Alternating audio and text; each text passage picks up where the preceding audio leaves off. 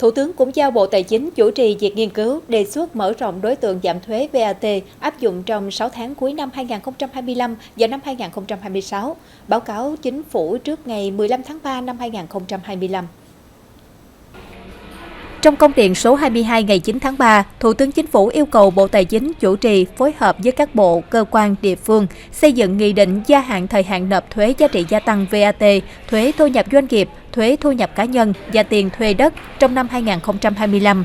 và nghị định gia hạn thời hạn nộp thuế tiêu thụ đặc biệt đối với ô tô sản xuất lắp ráp trong nước. Kết quả nghiên cứu phải được báo cáo lên Chính phủ trước ngày 15 tháng 3 năm 2025. Bên cạnh đó, Bộ Tài chính cũng được giao nhiệm vụ nghiên cứu, đề xuất về việc mở rộng đối tượng